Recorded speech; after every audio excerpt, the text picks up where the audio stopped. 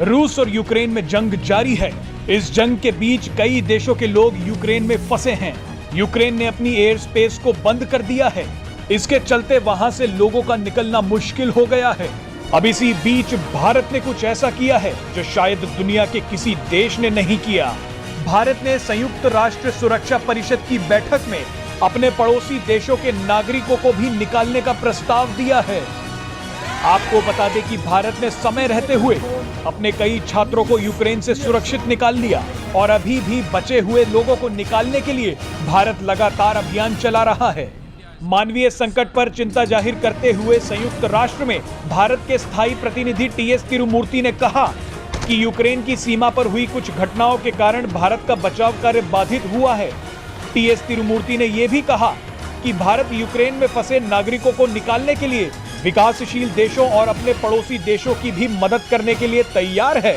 We stand ready to help those from our neighbors and developing countries who are also stranded in Ukraine and may seek assistance. TS Tirumurti ने सुरक्षा परिषद को यह भी बताया कि फंसे हुए भारतीय नागरिकों को निकालने के लिए अभियान चलाया जा रहा है। इस अभियान की निगरानी के लिए भारत सरकार 4 मंत्रियों को भेज रही है। उन्होंने आगे कहा कि भारत इस बात से बेहद चिंतित है कि यूक्रेन की स्थिति लगातार बिगड़ती जा रही है। टीएस तिरुमूर्ति ने कहा कि हम हिंसा को तत्काल बंद करने और दुश्मनी को खत्म करने के अपने आह्वान को दोहराते हैं।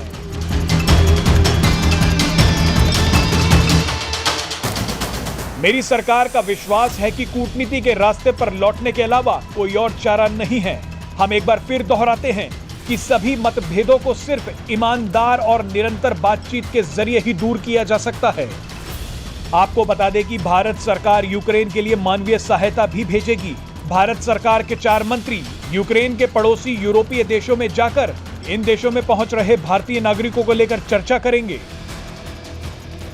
आपको बता दें कि विदेश मंत्रालय के प्रवक्ता अरिंदम बागची ने बताया कि भारत ने अभी तक यूक्रेन में 7 विमान भेजकर कई छात्रों को सुरक्षित निकाल लिया है। Presenting B News app available on Google Play and App Store. Download it now.